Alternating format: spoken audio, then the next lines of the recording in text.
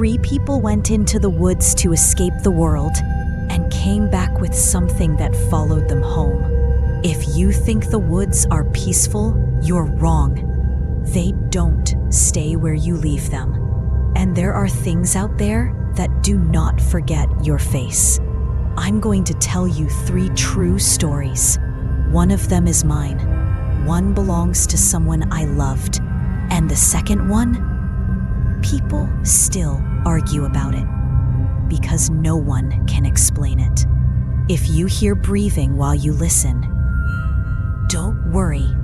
Sometimes these stories bring things close. My name is Vesper Hale, and this is Lady Nightmare.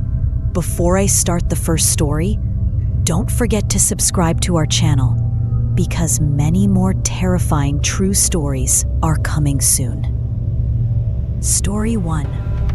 The Thing Behind the Door. I want to say this slow, because even now, years later, my hands shake when I think about it. We thought the woods were safe. We were wrong before we even stepped inside. Me, Claire, and my brother Evan booked a tiny cabin deep inside Pine Hollow State Park. No towns, no cars, no neighbors. Just trees that felt older than the land itself. The cabin looked small and sweet, but the woods behind it felt too quiet. Even the wind sounded nervous. We unpacked, ate dinner, and tried to relax. But the whole time, something felt off, like the trees were listening to us, watching our faces, learning our voices. I brushed it off. I shouldn't have.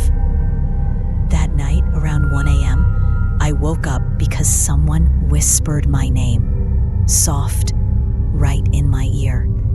I sat up fast. Claire and Evan were asleep. The whisper came again, but this time from the door. I froze. There were slow footsteps on the porch. One step, another, then breathing. Deep, heavy, wet. I remember thinking, do we have neighbors? Did someone follow us? But the cabin was a mile from the road. I slid out of bed and walked to the living room. The lamp was still on. The room had a warm glow, but the door shook a little, like someone pressed their forehead against it from outside. Then I saw the shadow under the door. At first, I thought it was boots, but it wasn't shaped like feet. It had long toes, spread out, almost reaching toward the crack. I couldn't breathe. I whispered, "Evan!" He got up. He followed my eyes to the shadow, his face drained. "Don't make a sound," he whispered. The shadow shifted, like it heard him. The thing outside dragged its nails across the door, slow, smooth, like it wanted to memorize the shape of it. The sound made my stomach twist. We turned off the light. Everything stopped. The breathing, the scratching, the shadow. Evan held my arms so tight it hurt. Then, the doorknob turned. Not fast, not loud. Just a soft, little click, click, click, like someone testing how far it could move. I felt sick. Whoever, whatever, was out there knew we were awake. Claire whispered, "Should we call someone?" But we had no service. The nearest ranger station was an hour away. The doorknob stopped. Silence. And then, the thing crawled under the cabin. We heard the wood creak. We heard the dirt shift. We heard something drag itself under our floor, slow and strong. We stood there, terrified, as the floorboards under our feet trembled. Whatever was down there, it was big. In the dark, I whispered, "Why is it under us?"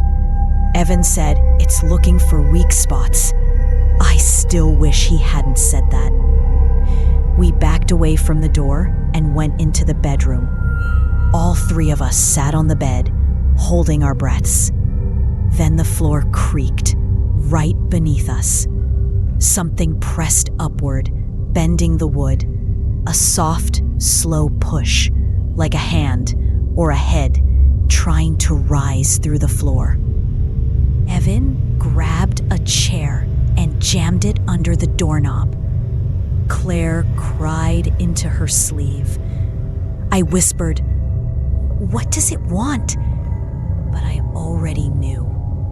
It wasn't trying to come inside. It was trying to get us out. The pressure under the floor moved to the window wall, then to the closet, then back to the door, like it was circling the cabin from the inside of the earth. We stayed awake until sunrise. The moment light hit the windows, the pressure stopped. Just gone. The next morning, we stepped outside. There were prints everywhere in the dirt, but not footprints, not paws, not hooves. Long, flat shapes, drag marks between them, like something moved with hands and elbows. They circled the cabin, then led into the woods, then came back, then circled again. It had been out there for hours. And under us, we drove away without packing, left everything. Food, bags, clothes. We didn't care, but the worst part didn't hit me until we were halfway home. Evan looked at me and said, "It whispered my name too." He hadn't been asleep. He hadn't been dreaming. It whispered to all of us, like it already knew who we were, like it had learned our names while we slept. Story 2. The smell that followed me home. I wish I could tell this calmly. I will try. This one is mine. It's the one that never left. It sat in my house like a quiet guest and would not go away. I moved into a little house with a yard that flowed right into the woods. I liked that. I thought the trees would be nice. They were quiet, like good neighbors. I walked there every morning. I thought it was safe. A few months after I moved in, I went on a short camping trip with 2 friends. We were careful. Day hikes, a small campfire, a tent near a creek. We talked late and then slept under a sky so full of stars, I thought my head would float out of my body. Nothing bad happened at the campsite. We left in the morning with clean socks and wet hair and the smell of smoke in our clothes. I drove home happy, singing along to the radio. I unlocked my door and stepped in. On the hallway rug were prints. Small sneaker prints. Meat, even.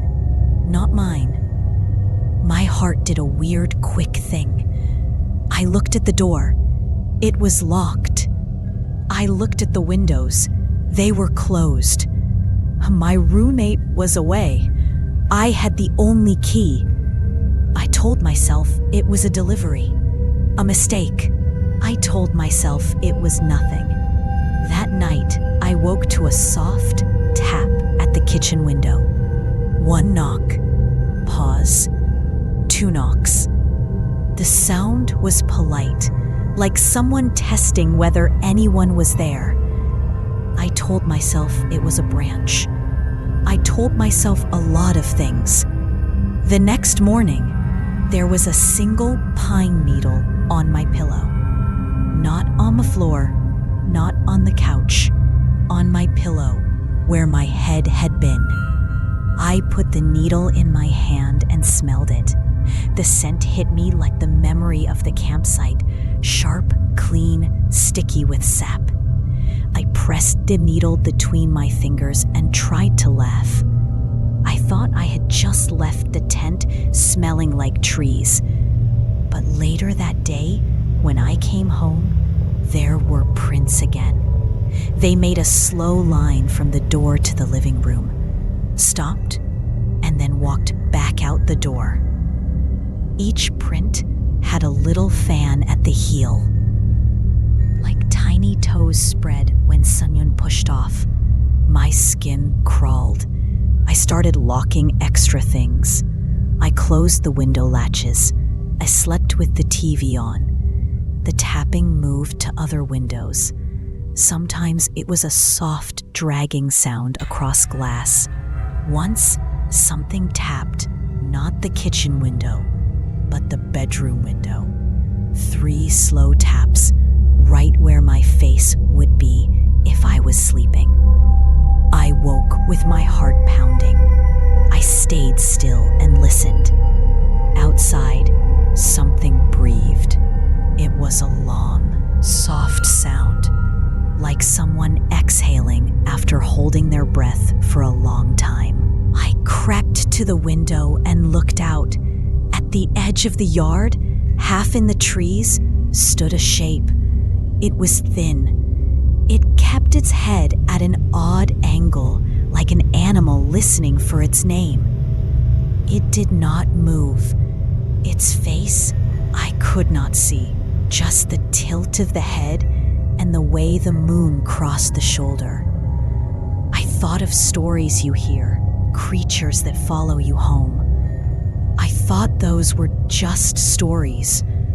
I did not understand then how hungry woods can be to learn a face. The prince kept coming into the house. One morning I rolled up the hall rug and found faint, wet smudges on the floorboards beneath. The smudges were like someone had walked in mud and then fought better and tried to wipe the soles on the floor.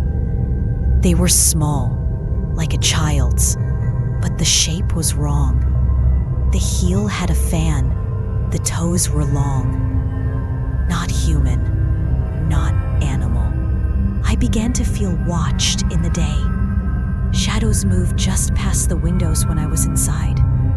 The smell of pine would arrive at odd times. The sink, the bed, the shower. Once in the grocery store, I smelled it and steadied myself on the cart, my hands going numb. I had to walk out for air. One night, a week after I came home from camping, I woke to the sound of soft footsteps in the hallway. They were slow, careful, like someone trying not to wake a sleeping house. My mind made excuses. My brain wanted normal. I told myself it was a raccoon, a neighbor, maybe the cat of a neighbor. I got out of bed slowly and reached for my phone. The footsteps stopped at my bedroom door. They did not go away. They moved back down the hall a little, paused, and then came back, right at the door again, like someone learning the shape of it, like someone tracing it with their toes. I began to feel watched in the day. Shadows moved just past the windows when I was inside. The smell of pine would arrive at odd times. The sink, the bed, the shower. Once, in the grocery store, I smelled it and steadied myself on the cart, my hands going numb. I had to walk out for air. One night, a week after I came home from camping, I woke to the sound of soft footsteps in the hallway. They were slow, careful, like someone trying not to wake a sleeping house. My mind made excuses. My brain wanted normal. I told myself it was a raccoon, a neighbor, maybe the cat of a neighbor. I got out of bed slowly and reached for my phone. The footsteps stopped at my bedroom door. They did not go away. They moved back down the hall a little, paused, and then came back, right at the door again, like someone learning the shape of it. like someone tracing it with their toes. I turned on the lamp. The light yelled into the room. The hallway looked normal. The prints by the door were dry. Nothing was there. But the air smelled like pine. Thick, sweet, close. I could taste it at the back of my throat. I locked the door and slid a chair under the knob. I told myself to sleep. My eyelids felt heavy. I do not know how long I was awake and not awake. I must have nodded out because I woke suddenly to the sound of something breathing right beside my ear. Not a whisper, not words, just breath, cool and clean and smelling like sap. I screamed and sat up so fast I hit my head on the nightstand. The chair had not been moved. I told Claire in the morning. She came over with coffee and a flashlight and laughed like it was silly. But only for a second. Her face got small when she smelled the air. She did not laugh then. She said, "You need to get rid of that rug." We rolled the rug and carried it out. I thought that would stop it. I thought if I removed the path, the thing might not return. It came back that night. This time there were fresh prints from the back door to the living room. They stopped at the couch and then moved toward the kitchen, like someone had decided to inspect everything. On the couch, there was a little circle of dirt, pressed down like something had been set there and lifted away. I set up a camera. I told myself I was being sane. I told myself cameras catch things. We checked it the next morning. The footage was just static for long minutes. Then the image flicked, and for 3 seconds, there was a smear across the screen. A long shape that moved like water folding. It did not look like a person. It had no clear legs. It left a wet trail on the wood. The camera's microphone recorded a sound, like someone tapping fingernails on glass, slow and neat. We watched it again and again. Each time, my stomach folded like something alive inside me. The sound on the footage did not match any animal I knew. It sounded like a toothbrush dragged over a bottle. The tapping became a pattern in my nights. Tap, pause, tap, pause, tap. Each time I would think, okay, it's done. This one will pass. Each time it did not. Then one night, in the middle of sleep, I felt a weight at the edge of the bed. Not heavy, like someone sitting. Light, like a hand. The weight moved along the edge of the covers and stayed right by my feet. I jolted awake, and there was nothing there. On the bedside table, my phone lay face down. When I flipped it, there was a photo on it I did not take. A close-up of my pillow. The photo was wet at the corners, like someone had breathed on it. In the middle of the pillow was one small muddy print. Tiny, perfect, turned inward toward the center of the bed, as if someone had stepped on the pillow and then walked away. I put the photo in my pocket and drove to Claire's house. I could not stay. I could not be in my room 1 second longer. We tried to make sense of it. Friends offered reasons. Kids, pranksters, raccoons. I wanted to believe any of them. I wanted the idea that a person could be the source, but no one could explain the prints, the way the smell would appear in one room and not another, or the way the things seemed to focus on where I had slept. 2 weeks later, I came home from work and found the back door open a crack. The deadbolt had been slid just enough to lean, not to open. I froze. My keys were in my pocket. My phone buzzed. I did not answer. On the kitchen counter was a single twig, not big, a pine twig with 3 needles. It had been placed like a note. On the hallway rug, the prints led to my bedroom door and stopped. The last print was right at the threshold. It was darker than the others, fresh, wet. I called the police. They came and they searched. They found nothing. No tire tracks, no prints outside that made sense. The officer was kind. He said, sometimes people make noises. Sometimes animals do strange things. He left me his card and said to call if there was more. That night, I slept at Claire's. I begged her to take me in. She agreed without asking why. I left a light on and a chair under my door and a camera on the shelf. I tried to keep my eyes open by thinking of lists, anything to anchor me. At 3:12 a.m., my phone buzzed with a picture message from an unknown number. It was a photo from inside my house. My hallway, the lights off, the rug rolled half out.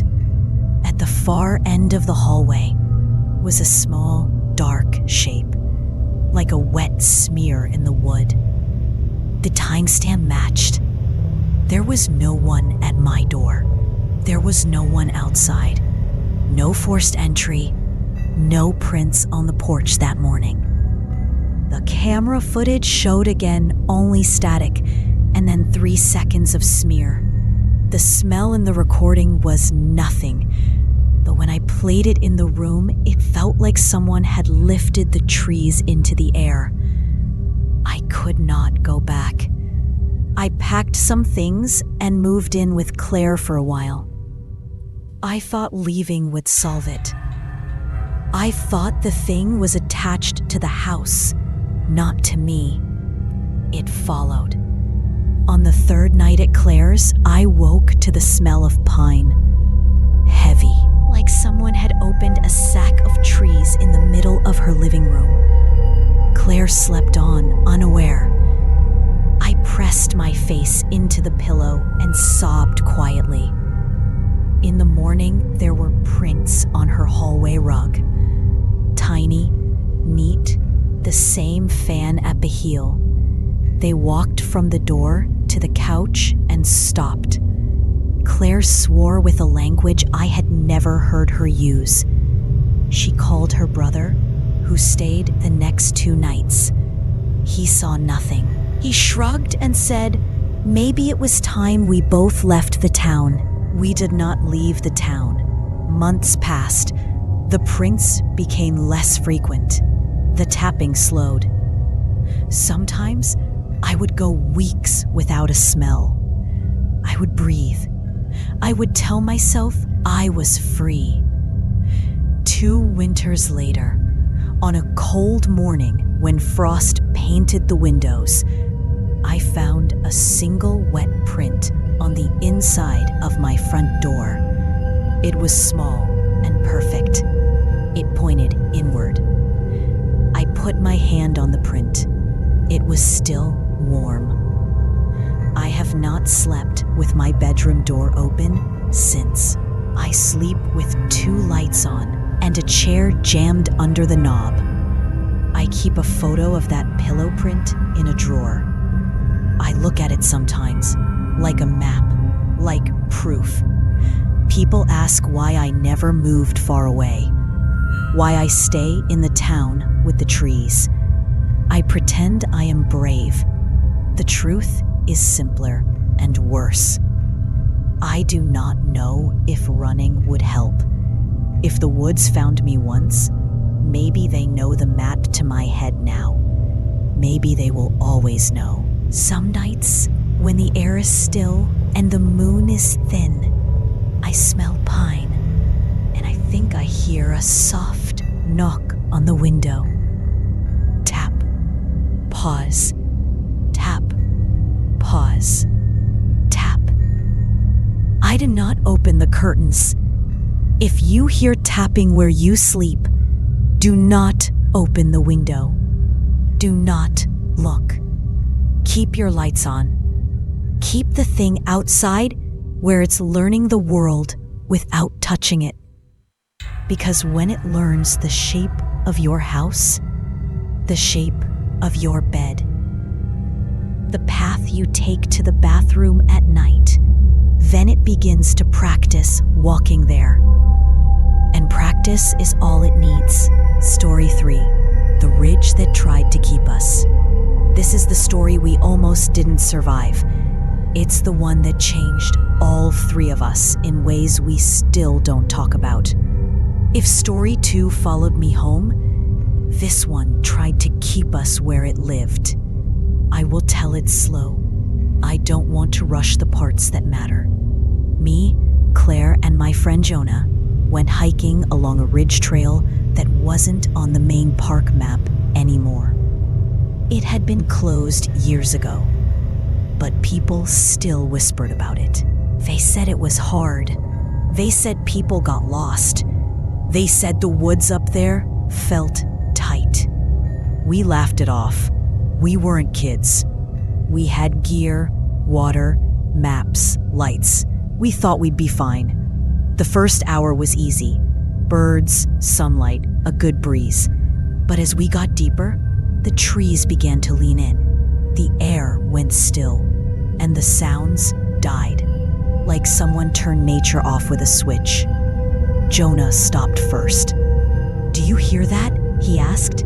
We listened. There was nothing. Not a bird, not a leaf.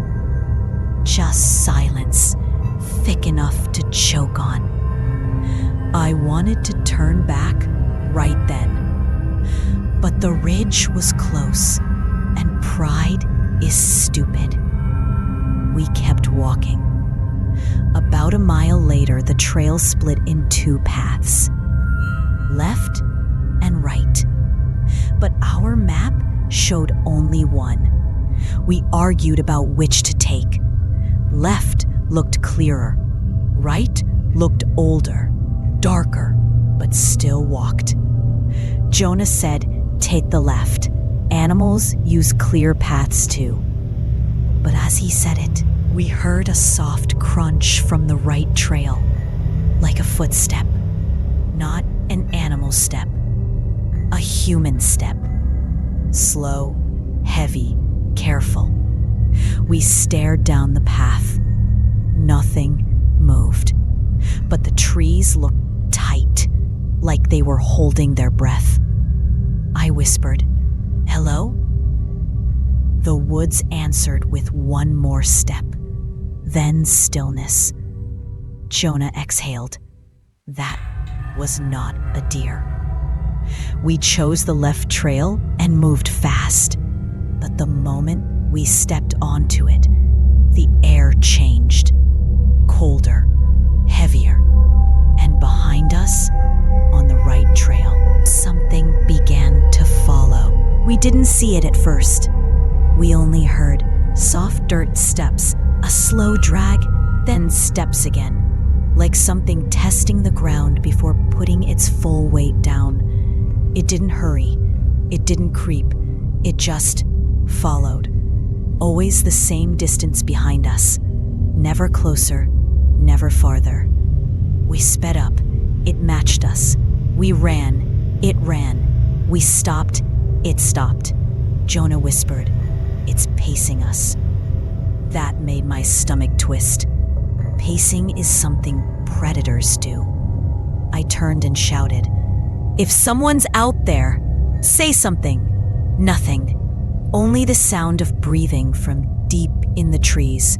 Not our breathing. Not loud enough. Too slow. Too wet. A chill climbed my spine. "We need to get out," I whispered. We started moving again. We stumbled into a clearing with a broken picnic table and a small pond. Something about the place felt wrong. The pond had no ripples, no bugs, just a perfect mirror of the sky. "Rest for 1 minute," Jonah said. We sat on the table. The wood was damp. It smelled like rot. Then Claire's face went pale. "There's something in the water," she whispered. At first, I didn't see it. Then I did. A shape rose near the far edge of the pond. Slow, smooth, like something standing up after being on its hands and knees. It wasn't a person. It was too long. Its arms reached too far down. Its back curved wrong. But it turned toward us with the slow care of something that sees perfectly in the dark. My throat went dry.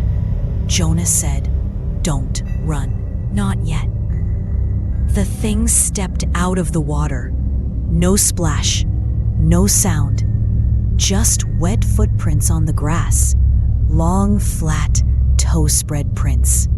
The same kind from story 2. My stomach dropped. Claire grabbed my arm. "It's the same thing. Oh my God, it's the same thing." The thing leaned to the side, studying us the way a child studies insects. Then it took 1 step, 2. Each step was soft, controlled, like it had all the time in the world. "Run," Jonah said. We bolted. The forest swallowed us fast. Branches whipped our arms. Roots grabbed our feet. The thing behind us moved with terrifying patience. It didn't sprint. It didn't stumble. It moved like something completely sure it would catch us eventually. We ran until our lungs burned. But no matter how far we went, the sound behind us stayed close.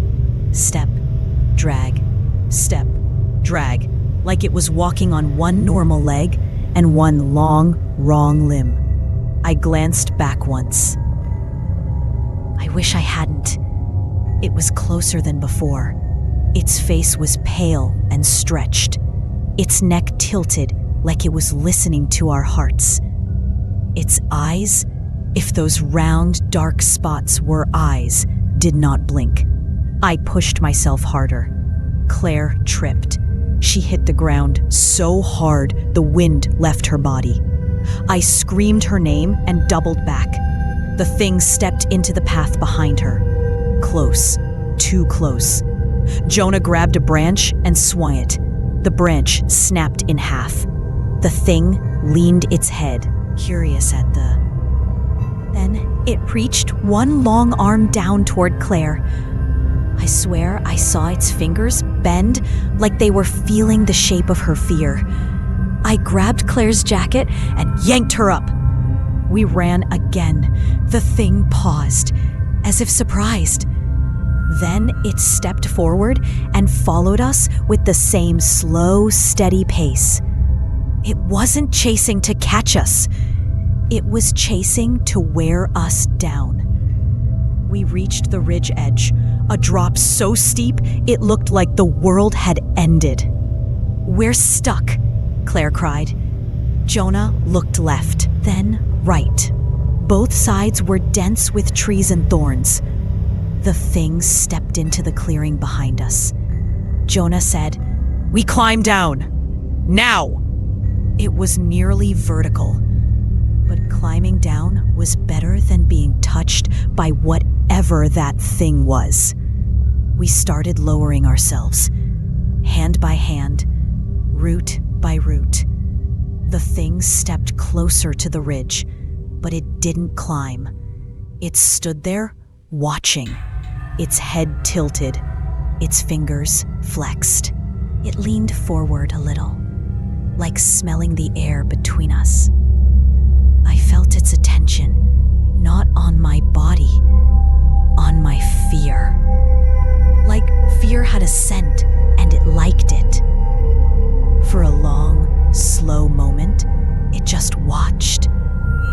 trees behind it moved, not from wind, but like something else deep in the woods was shifting. The thing turned its head toward the deeper forest, listening. Then it stepped back, one step, another, and slid into the trees like it was being pulled away by something even worse. We didn't wait.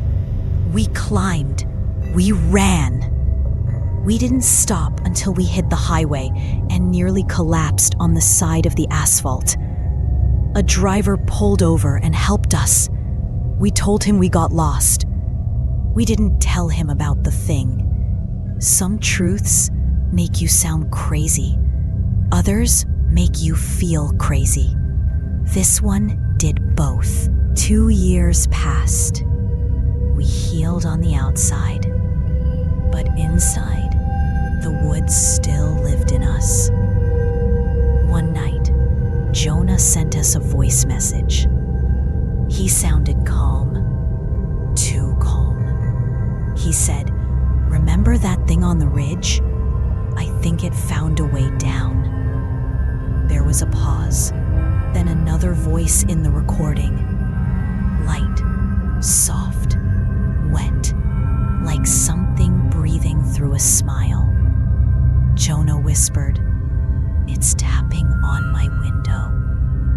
Tap, pause, tap, pause. The recording ended. He didn't answer our calls. No one did. His house was empty when we drove there, but on the floor of his bedroom was a single wet footprint. Long, flat, toes spread wide, pointing inward, like something had stepped into his room and walked back out through the wall. The stories are ended for now. I wish those were just stories. I really do. But the truth is, the woods never let go of the people who walk too far inside them. If you ever hear a tap on your window tonight, don't look. Just breathe. And remember, some things follow the ones who listen too closely. If you want more true stories like these, subscribe to the channel. I'll be back soon. If the night stays quiet.